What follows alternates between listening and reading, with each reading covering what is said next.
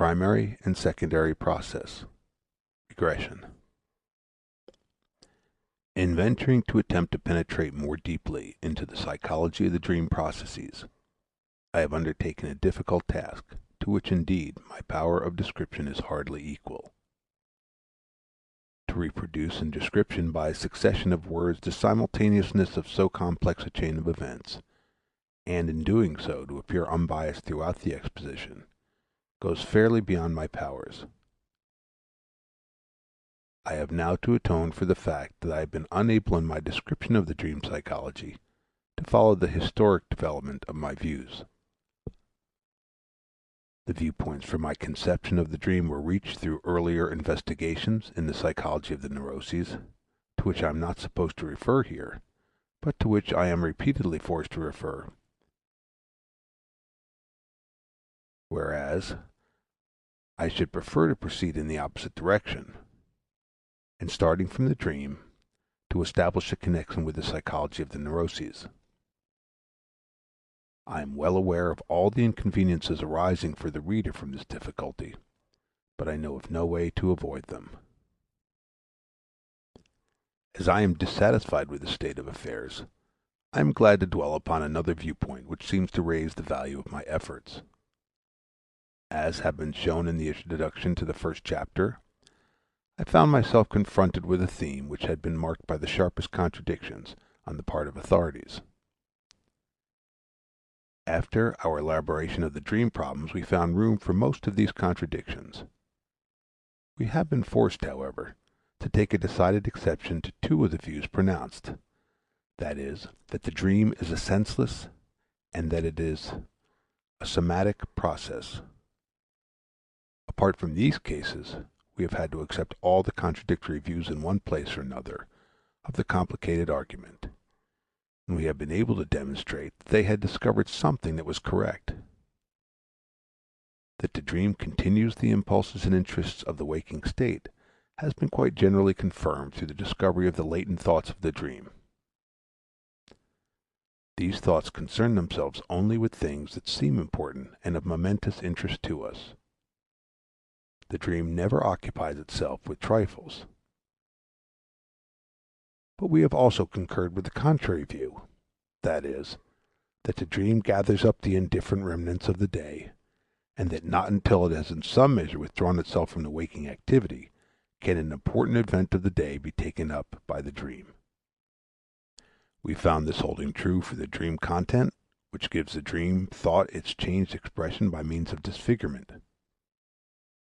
We have said that from the nature of the association mechanism the dream process more easily takes possession of recent or indifferent material which has not yet been seized by the waking mental activity, and by reason of the censor it transfers the psychic intensity from the important but also disagreeable to the indifferent material.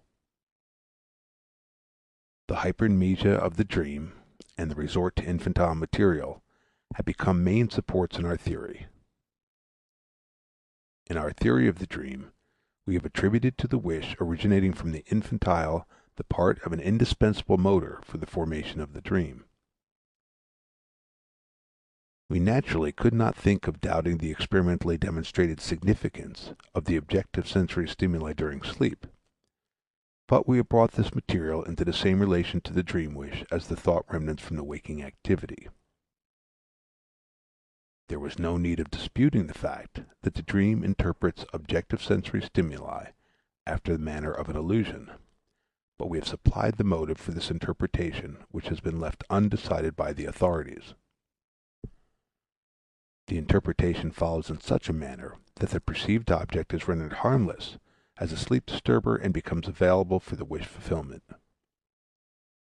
Though we do not admit as special sources of the dream the subjective state of excitement of the sensory organs during sleep, which seems to have been demonstrated by Trumbull Ladd, we are nevertheless able to explain this excitement through the regressive revival of active memories behind the dream. A modest part in our conception has also been assigned to the inner organic sensations, which are wont to be taken as the cardinal point in the explanation of the dream. These, the sensation of falling, flying, or inhibition, stand as an ever-ready material to be used by the dream work to express the dream thought as often as need arises. That the dream process is a rapid and momentary one seems to be true for the perception through consciousness of the already prepared dream content. The preceding parts of the dream process probably take a slow, fluctuating course. We have solved the riddle of the superabundant dream content compressed within the briefest moment by explaining that it is due to the appropriation of almost fully formed structures from the psychic life. That the dream is disfigured and distorted by memory we found to be correct, but not troublesome, as this is only the last manifest operation in the work of disfigurement, which has been active from the beginning of the dream work. In the bitter and seemingly irreconcilable controversy as to whether the psychic life sleeps at night, or can make the same use of all its capabilities as during the day, we have been able to agree with both sides, though not fully with either. We have found proof that the dream thoughts represent a most complicated intellectual activity, employing almost every means furnished by the psychic apparatus. Still, it cannot be denied that the dream thoughts originated during the day, and it is indispensable to assume that there is a sleeping state of the psychic life. Thus, even the theory of partial sleep has come into play, but the characteristics of the sleeping state have been found not in the dilapidation of the psychic connections, but in the cessation of the psychic system dominating the day, arising from its desire to sleep. The withdrawal from the outer world retains its significance also for our conception.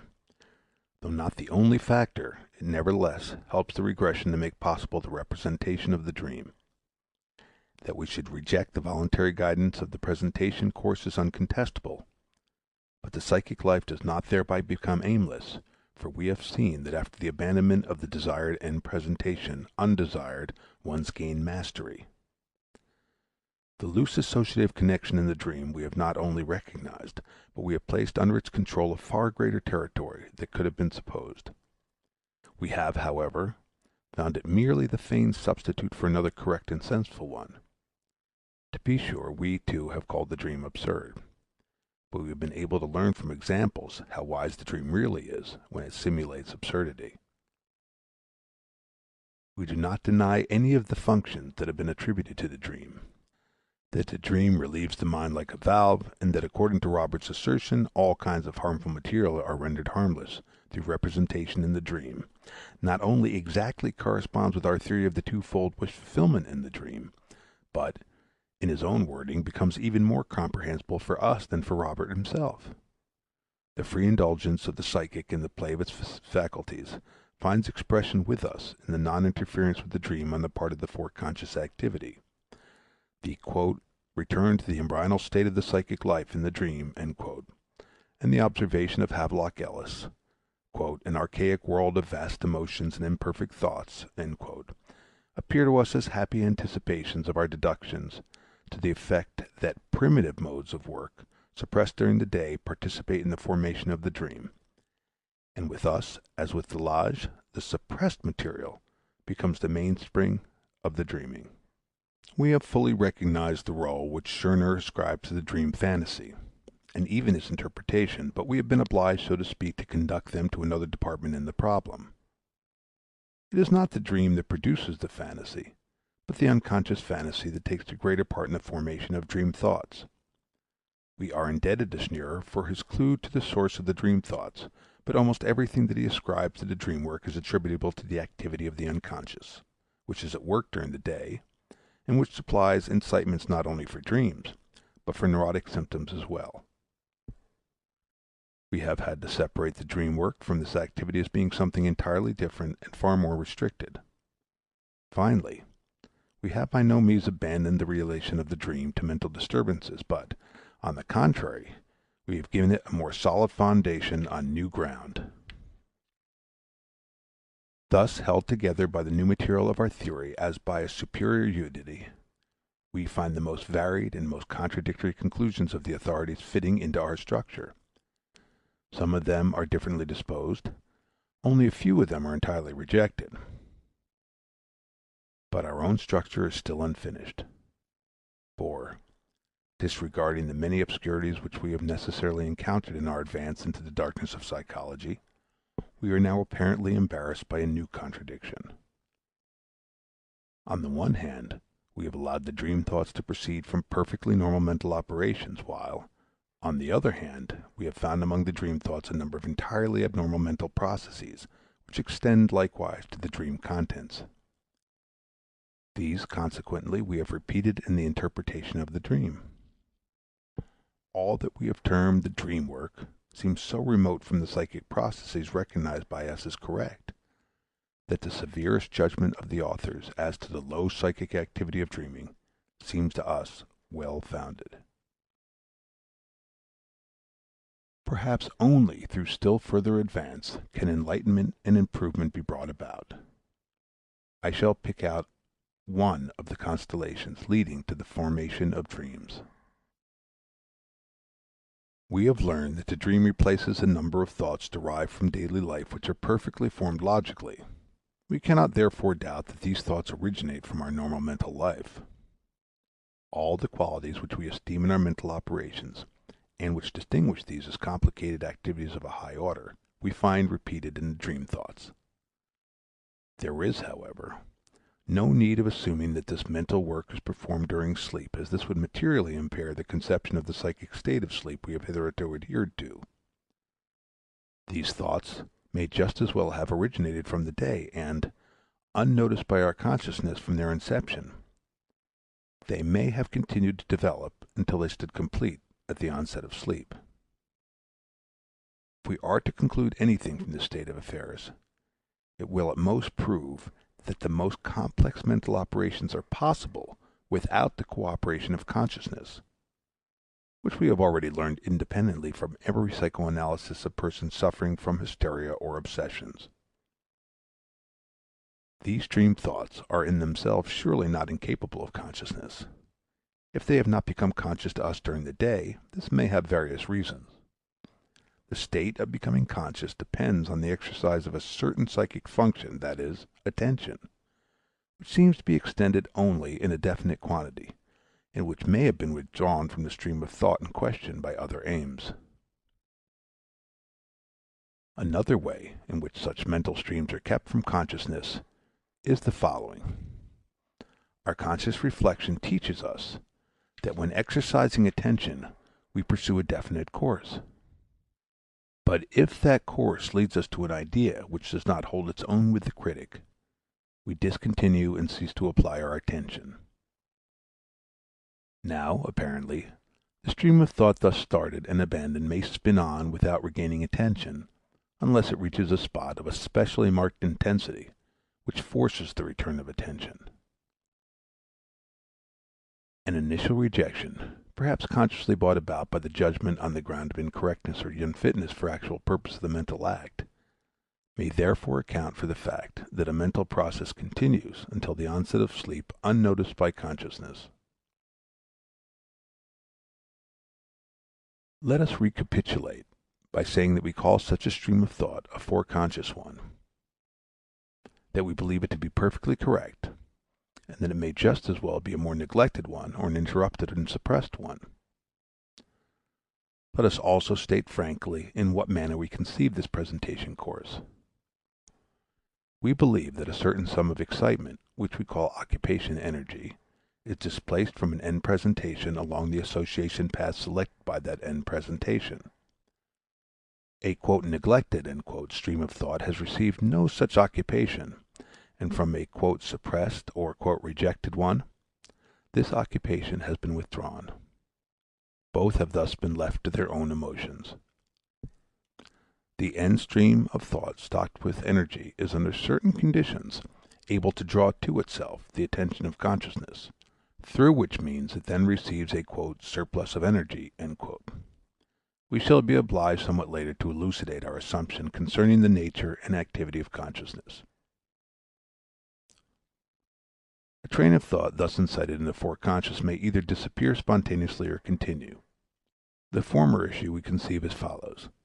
It diffuses its energy through all the association paths emanating from it, and throws the entire chain of ideas into a state of excitement which, after lasting for a while, subsides through transformation of the excitement requiring an outlet into dormant energy. Footnote. Cf. The Significant Observations by J. Boyer in our Studies on Hysteria, 1895, and second edition, 1909. End footnote. If this first issue is brought about, the process has no further significance for the dream formation. But other end presentations are lurking in our foreconscious that originate from the sources of our unconscious and from the ever-active wishes. These may take possession of the excitations in the circle of thought thus left to itself, establish a connection between it and the unconscious wish, and transfer to it the energy inherent in the unconscious wish. Henceforth, the neglected or suppressed train of thought is in a position to maintain itself, although this reinforcement does not help it to gain access to consciousness.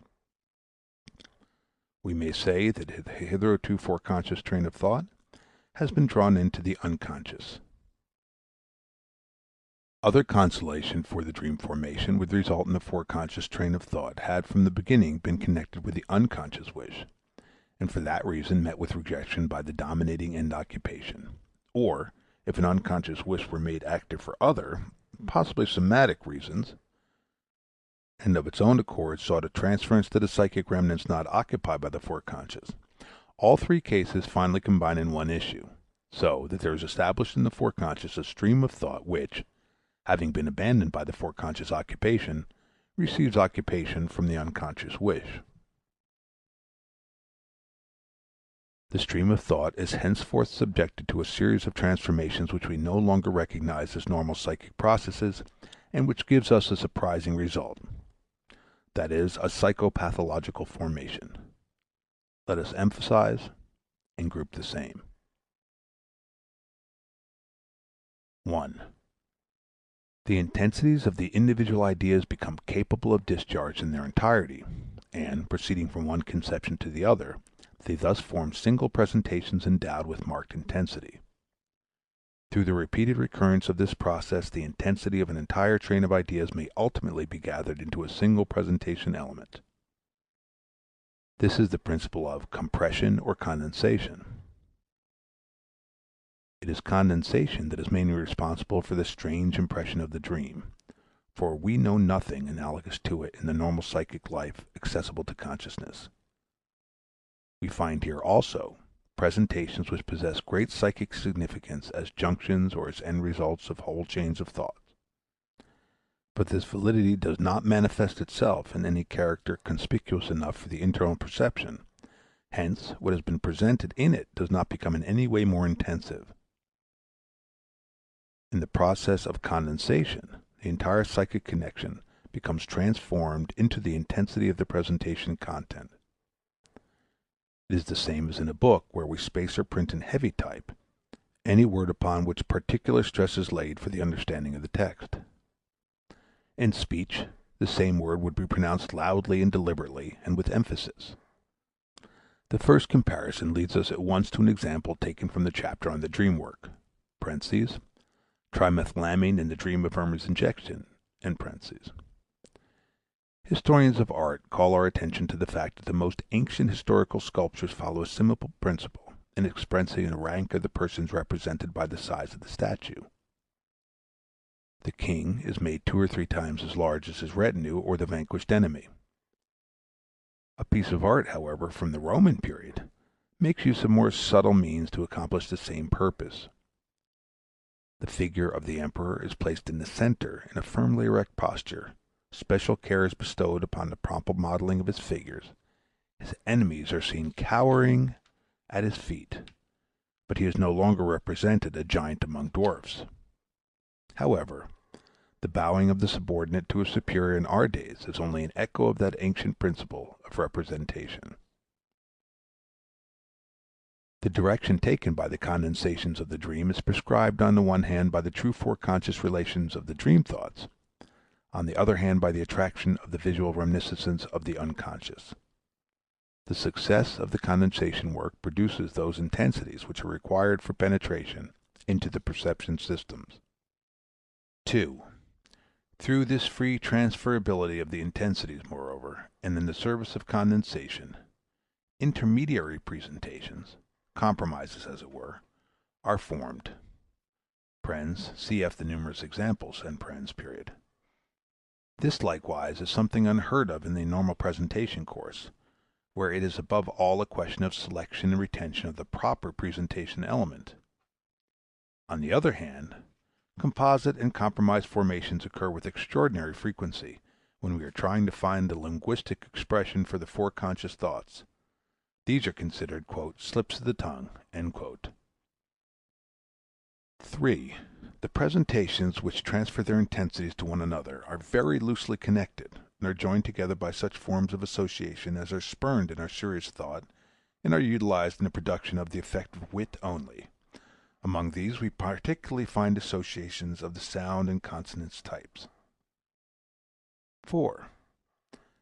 Contradictory thoughts do not strive to eliminate one another, but remain side by side. They often unite to produce condensation as if no contradiction existed. Or they form compromises for which we should never forgive our thoughts, but which we frequently approve of in our actions.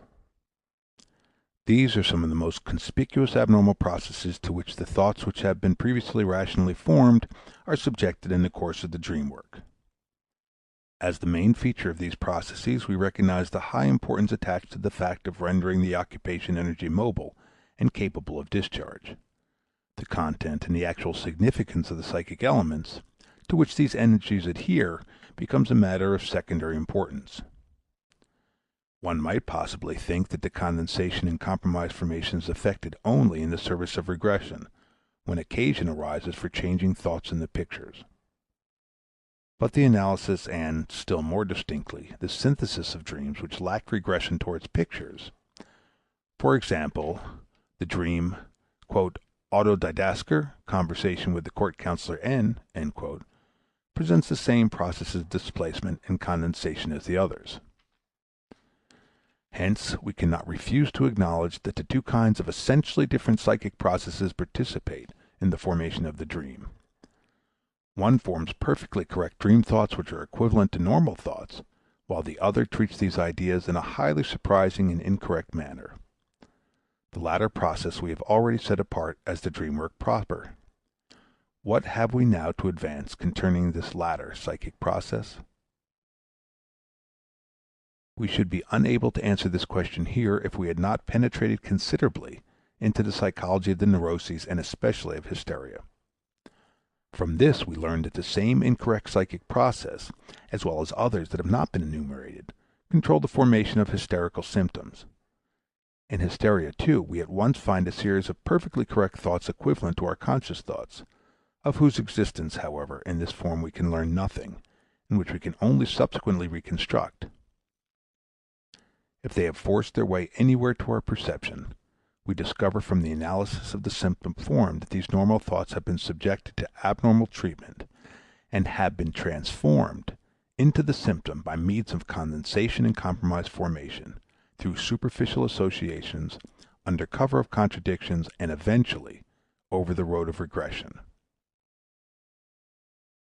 In view of the complete identity found between the peculiarities of the dream work and the psychic activity forming the psychoneurotic symptoms, we shall feel justified in transferring to the dream the conclusions urged upon us by hysteria. From the theory of hysteria, we borrowed the proposition that such an abnormal psychic elaboration of a normal train of thought takes place only when the latter has been used for the transference of an unconscious wish which dates from the infantile life and is in a state of repression. In accordance with this proposition, we have constructed the theory of the dream on the assumption that the actual dream wish invariably originates in the unconscious, which, as we ourselves have admitted, cannot be universally demonstrated, though it cannot be refuted. But in order to explain the real meaning of the term repression, which we have employed so freely, we shall be obliged to make some further addition to our psychological construction. We have above elaborated the fiction of a primitive psychic apparatus, whose work is regulated by the efforts to avoid accumulation of excitement, and as far as possible to maintain itself free from excitement. For this reason it was constructed after the plan of a reflex apparatus. The motility, originally the path for the inner bodily change, formed a discharging path standing at its disposal. We subsequently discussed the psychic results of a feeling of gratification, and we might at the same time have introduced the second assumption, that is, that accumulation of excitement, following certain modalities that do not concern us, is perceived as pain and sets the apparatus in motion in order to reproduce a feeling of gratification in which the diminution of the excitement is perceived as pleasure. Such a current in the apparatus which emanates from pain and strives for pleasure we call a wish. We have said that nothing but a wish is capable of setting the apparatus in motion, and that the discharge of excitement in the apparatus is regulated automatically by the perception of pleasure and pain. The first wish must have been a hallucinatory occupation of the memory for gratification, but this hallucination, unless it were maintained to the point of exhaustion, proved incapable of bringing about a cessation of the desire and consequently of securing the pleasure connected with gratification. Thus there was required a second activity, in our terminology the activity of a second system, which should not permit the memory occupation to advance to perception, and therefrom to restrict the psychic forces, but should lead the excitement emanating from the craving stimulus by a devious path over the spontaneous motility which ultimately should so change the outer world as to allow the real perception of the object of gratification to take place. Thus far we have elaborated the plan of the psychic apparatus. These two systems are the germ of the Unc for unconscious and Forec for foreconscious, which we include in the fully developed apparatus. In order to be in a position successfully to change the outer world through the motility, there is required the accumulation of a large sum of experiences in the memory systems, as well as a manifold fixation of the relations which are evolved in this memory material by different end presentations. We now proceed further with our assumption. The manifold activity of the second system, tentatively sending forth and retracting energy, must on the one hand have full command over all memory material, but on the other hand it would be a superfluous expenditure for it to send through the individual mental paths large quantities of energy which would thus flow off to no purpose, diminishing the quantity available for the transformation of the outer world. In the interests of expediency, I therefore postulate that the second system succeeds in maintaining the greater part of the occupation energy in a dormant state, and in using but a small portion for the purposes of displacement. The mechanism of these processes is entirely unknown to me. Anyone who wishes to follow up these ideas must try to find the physical analogies and prepare the way for a demonstration of the process of motion in the stimulation of the neuron. I merely hold to the idea that the activity of the first psi system is directed to the free outflow of the quantities of excitement, and that the second system brings about an inhibition of this outflow through the energies emanating from it. That is, it produces a transformation into dormant energy, probably by raising the level.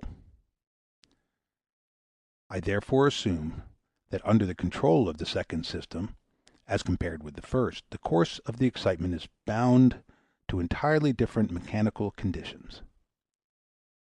After the second system has finished its tentative mental work, it removes the inhibition and congestion of the excitements and allows these excitements to flow off to the motility.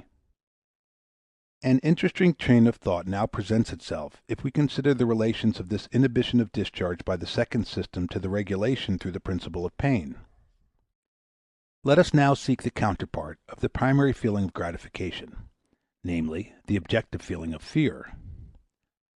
A perceptive stimulus acts on the primitive apparatus, becoming the source of a painful emotion. This will then be followed by irregular motor manifestations until one of these withdraws the apparatus from perception and at the same time from pain. But on the reappearance of the perception, this manifestation will immediately repeat itself, perhaps as a movement of flight, until the perception has again disappeared. But there will here remain no tendency again to occupy the perception of the source of pain in the form of a hallucination or in any other form. On the contrary, there will be a tendency in the primitive apparatus to abandon the painful memory picture as soon as it is in any way awakened, as the overflow of its excitement would surely produce (more precisely, begin to produce) pain. The deviation from memory, which is but a repetition of the formal flight from perception, is facilitated also by the fact that, unlike perception, memory does not possess sufficient quality to excite consciousness and thereby to attract to itself new energy. This easy and regularly occurring deviation of the psychic process from the former painful memory presents to us the model and the first example of psychic repression. As is generally known, much of this deviation from the painful, much of the behavior of the ostrich, can readily be demonstrated even in the normal psychic life of adults. By virtue of the principle of pain, the first system is therefore altogether incapable of introducing anything unpleasant into the mental associations. The system cannot do anything but wish. If this remains so, the mental activity of the second system, which should have at its disposal all the memories stored up by experiences, would be hindered. But two ways are now opened. The work of the second system either frees itself completely from the principle of pain and continues its course, paying no heed to the painful reminiscence, or it contrives to occupy the painful memory in such a manner as to preclude the liberation of pain. We may reject the first possibility, as the principle of pain also manifests itself as a regulator for the emotional discharge of the second system. We are, therefore, directed to the second possibility, namely, that this system occupies a reminiscence in such a manner as to inhibit its discharge, and hence, also, to inhibit the discharge comparable to a motor innervation for the development of pain. Thus, from two starting points, we are led to the hypothesis that occupation through the second system is at the same time an inhibition for the emotional discharge. That is, from a consideration of the principle of pain, and from the principle of the smallest expenditure of innervation. Let us, however, keep to the fact, this is the key to the theory of repression, that the second system is capable of occupying an idea only when it is positioned to check the development of pain emanating from it. Whatever withdraws itself from this inhibition also remains inaccessible for the second system, and would soon be abandoned by virtue of the principle of pain. The inhibition of pain, however, need not be complete. It must be permitted to begin, as it indicates to the second system the nature of memory and possibly its defective adaptation for the purpose sought by the mind. The psychic process which is admitted by the first system only I shall now call the primary process, and the one resulting from the inhibition of the second system I shall call the secondary process. I show by another point for what principle the second system is obliged to correct the primary process. The primary process strives for a discharge of the excitement in order to establish a perception identity with the sum of excitement thus gathered. The secondary process has abandoned this intention and undertaken instead the task of bringing about a thought identity. All thinking is only a circuitous path from the memory of gratification taken as an end presentation to the identical occupation of the same memory, which is again to be attained on the track of the motor experiences. The state of thinking must take an interest in the connecting paths between the presentations without allowing itself to be misled by their intensities. But it is obvious that the condensations and intermediate or compromised formations occurring in the presentations impede the attainment of this end identity. By substituting one idea for the other, they deviate from the path which otherwise would have been continued from the original idea. Such processes are therefore carefully avoided in the secondary thinking. Nor is it difficult to understand that the principle of pain also impedes the progress of the mental stream in its pursuit of the thought identity, though, indeed, it offers to the mental stream the most important points of departure. Hence, the tendency of the thinking process must be to free itself more and more from exclusive adjustment by the principle of pain, and through the working of the mind, to restrict the effective development to that minimum which is necessary as a signal. This refinement of the activity must have been attained through a recent overoccupation of energy brought about by consciousness. But we are aware that this refinement is seldom completely successful, even in the most normal psychic life, and that our thoughts ever remain accessible to falsification through the interference of the principle of pain. This, however, is not the breach in the functional efficiency of our psychic apparatus through which the thoughts forming the material of the secondary mental work are enabled to make their way to the primary psychic process, with which formula we may now describe the work leading to the dream and to the hysterical symptoms. This case of insufficiency results from the union of the two factors from the history of our evolution, one of which belongs solely to the psychic apparatus and has exerted a determining influence on the relation of the two systems, while the other operates fluctuatingly and introduces motive forces of organic origin into the psychic life. Both originate in the infantile life and result from the transformation which our psychic and somatic organism has undergone since the infantile period. When I termed one of the psychic processes in the psychic apparatus the primary process, I did so not only in consideration of the order of precedence and capability, but also as admitting the temporal relations to a share in the nomenclature. As far as our knowledge goes, there is no psychic apparatus possessing only the primary process, and in so far it is a theoretical fiction, but so much is based on the fact that the primary processes are present in the apparatus from the beginning, while the secondary processes develop gradually in the course of life, inhibiting and covering the primary ones, and gaining complete mastery over them perhaps only at the height of life. Owing to this retarded appearance of the secondary processes, the essence of our being, consisting in unconscious wish feelings, can neither be seized nor inhibited by the foreconscious, whose part is once and for all restricted to the indication of the most suitable paths for the wish feelings originating in the unconscious. These unconscious wishes establish for all subsequent psychic efforts a compulsion to which they have to submit, and which they must strive if possible to divert from its course and direct to higher aims. In consequence of this retardation of the foreconscious occupation, a large sphere of the memory material remains inaccessible. Among these indestructible and unencumbered wish feelings originating from the infantile life, there are also some, the fulfillments of which have entered into a relation of contradiction to the end presentation of the secondary thinking. The fulfillment of these wishes would no longer produce an effect of pleasure, but one of pain. And it is just this transformation of affect that constitutes the nature of what we designate as "repression," in which we recognize the infantile first step of passing adverse sentence or of rejecting through reason. To investigate in what way and through what motive forces such a transformation can be produced constitutes the problem of repression, which we need here only skim over.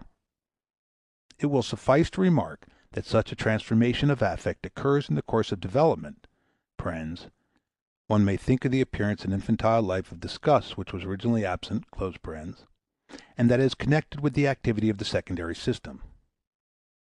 The memories from which the unconscious wish brings about the emotional discharge have never been accessible to the forec, and for that reason their emotional discharge cannot be inhibited. It is just on account of this affective development that these ideas are not even now accessible to the foreconscious thoughts to which they have transferred their wishing power. On the contrary, the principle of pain comes into play and causes the forec to deviate from these thoughts of transference. The latter, left to themselves, are "repressed," and thus the existence of a store of infantile memories, from the very beginning withdrawn from the forec, become the preliminary condition of repression. In the most favorable case, the development of pain terminates as soon as the energy has been withdrawn from the thoughts of transference in the forec, and this effect characterizes the intervention of the principle of pain as expedient. It is different, however, if the repressed unconscious wish receives an organic enforcement which it can lend its thoughts of transference, and through which it can enable them to make an effort towards penetration with their excitement even after they have been abandoned by the occupation of the forec. A defensive struggle then ensues, inasmuch as the forec reinforces the antagonism against the repressed ideas, and subsequently this leads to a penetration by the thoughts of transference (the carriers of the unconscious wish) in some form of compromise through symptom formation. But from the moment that the suppressed thoughts are powerfully occupied by the unconscious wish feeling and abandoned by the foreconscious occupation, They succumb to the primary psychic process and strive only for motor discharge, or, if the path be free, for hallucinatory revival of the desired perception identity. We have previously found empirically that the incorrect processes described are enacted only with thoughts that exist in the repression. We now grasp another part of the connection. These incorrect processes are those that are primary in the psychic apparatus. They appear wherever thoughts abandoned by the foreconscious occupation are left to themselves, and can fill themselves with the uninhibited energy striving for discharge from the unconscious. We may add a few further observations to support the view that these processes designated "incorrect" are really not falsifications of the normal defective thinking, but the modes of activity of the psychic apparatus when freed from inhibition. Thus we see that the transference of the foreconscious excitement to the motility takes place according to the same processes, and that the connection of the foreconscious presentation with words readily manifests the same displacements and mixtures which are ascribed to inattention. Finally, I should like to adduce proof that an increase of work necessarily results from the inhibition of these primary courses from the fact that we gain a comical effect, a surplus to be discharged through laughter, if we allow these streams of thought to come to consciousness. The theory of the psychoneuroses asserts with complete certainty that only sexual wish feelings from the infantile life experience repression (emotional transformation) during the developmental period of childhood. These are capable of returning to activity at a later period of development, and then have the faculty of being revived, either as a consequence of the sexual constitution, which is really formed from the original bisexuality, or in consequence of unfavorable influences of the sexual life, and they thus supply the motive power for all psychoneurotic symptom formations. It is only by the introduction of these sexual forces that the gap still demonstrable in the theory of repression can be filled. I will leave it undecided whether the postulate of the sexual and infantile may also be asserted for the theory of the dream. I leave this here unfinished because I have already passed a step beyond the demonstrable in assuming that the dream wish invariably originates from the unconscious. Footnote. Here, as in other places, there are gaps in the treatment of the subject which I have left intentionally, because to fill them up would require on the one hand too great effort, and on the other hand an extensive reference to material that is foreign to the dream. Thus I have avoided stating whether I connect the word suppressed another sense with the word repressed. It has been made clear only that the latter emphasizes more than the former the relation to the unconscious.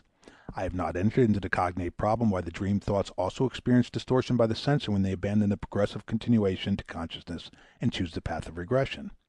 I have been above all anxious to awaken an interest in the problems to which the further analysis of the dream work leads, and to indicate the other themes which meet these on the way. It was not always easy to decide just where the pursuit should be discontinued. That I have not treated exhaustively the part played in the dream by the psychosexual life, and have avoided the interpretation of dreams of an obvious sexual content, is due to a special reason which may not come up to the reader's expectation.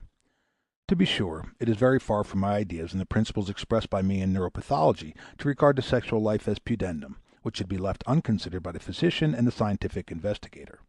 I also consider ludicrous the moral indignation which prompted the translator of Artemius of Daedalus to keep from the reader's knowledge the chapter on sexual dreams contained in the symbolism of the dreams. As for myself, I have been actuated solely by the conviction that the explanation of sexual dreams I should be bound to entangle myself deeply in the still unexplained problems of perversion and bisexuality, and for that reason I have reserved this material for another connection. End footnote. Nor will I further investigate the difference in the play of the psychic forces in the dream formation and in the formation of the hysterical symptoms. For to do this we ought to possess a more explicit knowledge of one of the members to be compared. But I regard another point as important, and will here confess that it was on account of this very point that I have just undertaken this entire discussion concerning the two psychic systems, their modes of operation, and the repression. For it is now immaterial whether I have conceived the psychological relation in question with the approximate correctness, or, as is easily possible in such a difficult matter, in an erroneous and fragmentary manner. Whatever changes may be made in the interpretation of the psychic censor, and of the correct and of the abnormal elaboration of the dream content, the fact nevertheless remains that such processes are active in dream formation, and that essentially they show the closest analogy to the processes observed in the formation of the hysterical symptoms. The dream is not a pathological phenomenon, and it does not leave behind an enfeeblement of the mental faculties. The objection that no deduction can be drawn regarding the dreams of healthy persons from my own dreams and from those of neurotic patients may be rejected without comment. Hence, when we draw conclusions from the phenomena as to their motive forces, we recognize that the psychic mechanism made use of by the neuroses is not created by a morbid disturbance of the psychic life, but is found ready in the normal structure of the psychic apparatus. The two psychic systems, the sensor crossing between them, the inhibition and the covering of one activity by the other, the relationships of both to consciousness, or whatever may offer a more correct interpretation of the actual conditions in their stead, all these belong to the normal structure of our psychic instrument, and the dream points out for us one of the roads leading to knowledge of this structure.